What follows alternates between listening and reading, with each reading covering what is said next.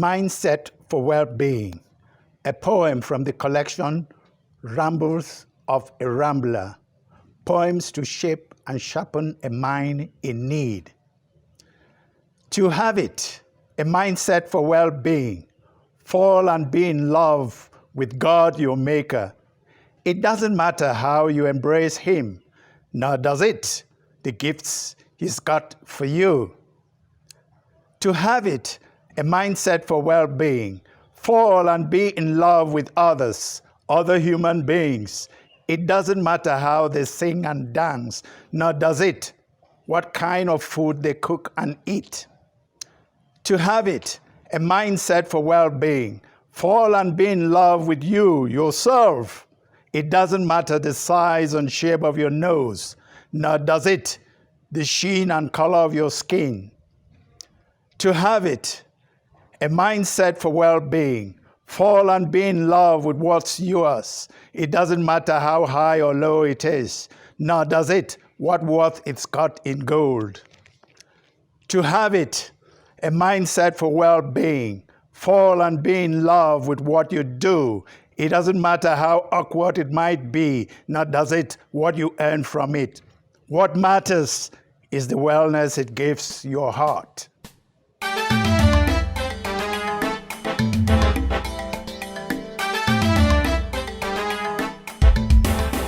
Welcome viewers to another session of our discussion of Rambles of a Rambler, a collection of poems by Sammy Akombi. Today we are going to examine the poem MindSet for Well-Being by Sammy Akombi, the author of Rambles of a Rambler. Mindset for well-being, Sammy. What is your inspiration? What was your inspiration? Well, it's that generally humans are looking for comfortable living. I mean, that is the aspiration. We want to live comfortably. We don't have, we must have love for one another, be pleasant with one another. And for this is to avoid what they call frustration. Now, avoiding this frustration, what should be the mindset? So this is the point. So what should be our mindset in order for us not to have the frustrations which are, preventing us from having a well-being? Good. That takes me straight to the opening stanza of the poem, in which you say, to have it, a mindset for well-being, fall and be in love with God, your Maker. It doesn't matter how you embrace Him, nor does it the gifts He's got for you. Fall and be in love with God, your Maker. Here, your audience, seem to be only those who believe in God. What about atheists who don't believe in the existence of God? Are you excluding them from this audience?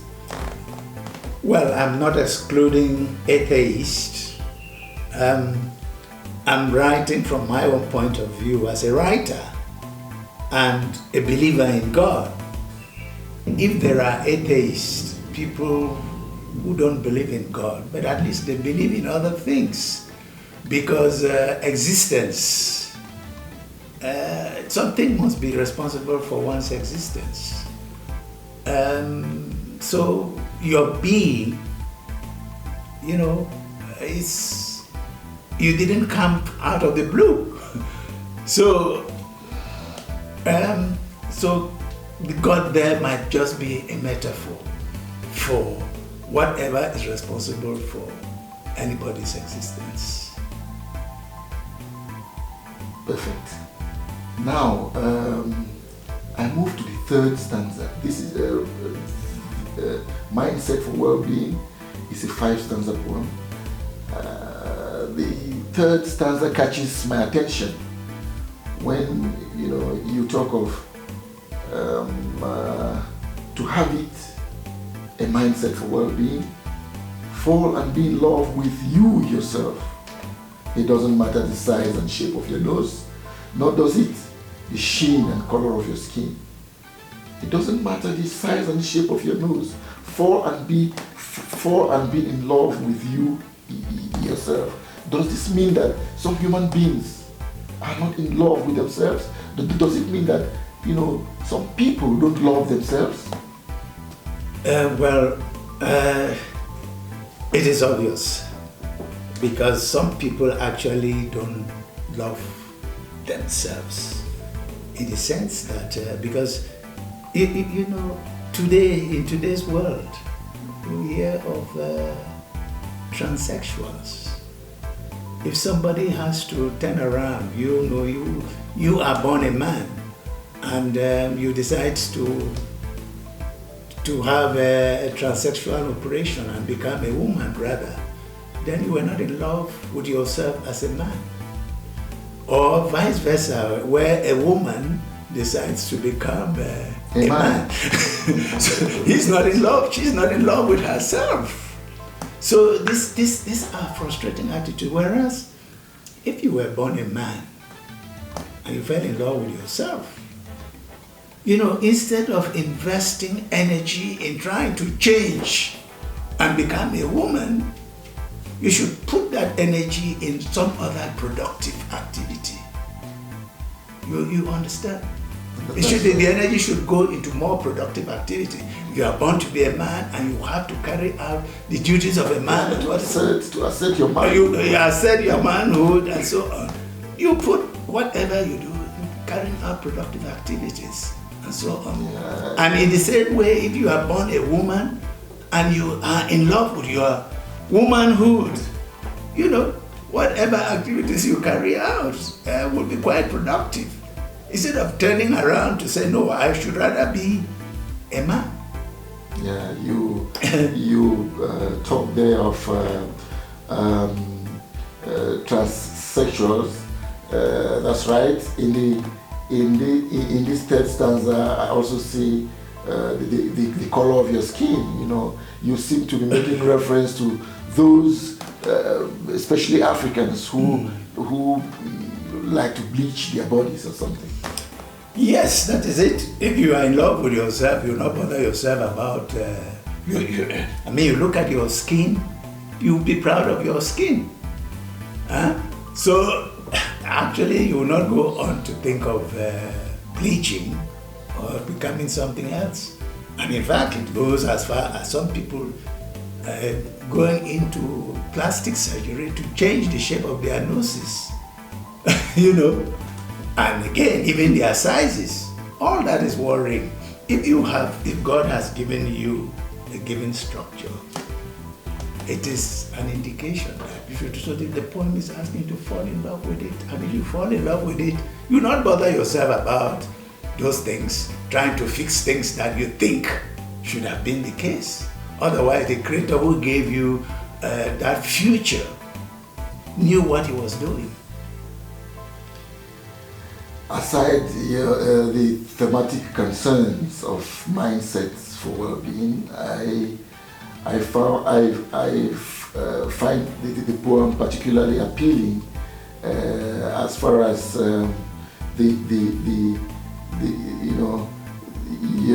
your style is concerned. There is repetition which makes for emphasis. There is repetition which renders the poem somewhat musical. To have it a mindset for well-being, that's how you open, the first four stanzas of the poem. And you follow up with fall and be in love with God, fall and be in love with, it's either with God or with other human beings or with yourself or with what you have. So this poem is particularly appealing in that light. Can you say something about that? Yeah, well, this is the point. Like I said, we are looking for well-being. the world is full of frustrations. People get so frustrated. And I would want that they should understand that what is important is your well-being. And if you have that well-being, frustrations will be far off from you.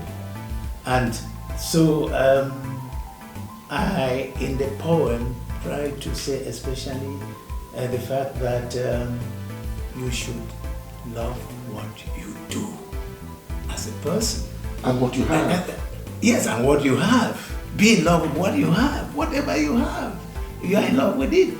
But when I say especially what you do, because there are a number of people who are not, who get frustrated with the things that they do. And that is why, they keep changing jobs and other things. I see that. But as a teacher, well, I have been my profession is teaching. And because I love what I do, I think I haven't had students who say, no, this man was a bad teacher. That is the humane aspect, which is characteristic of your poems. As you say in the concluding stanza, and even the concluding line, what matters is the wellness it gives your heart. Yes. It's great reading and appreciating mindsets for well-being. Thank you very much, Douglas. And I keep, as far as the Rambles of a Rambler are concerned, we keep bringing out some of these themes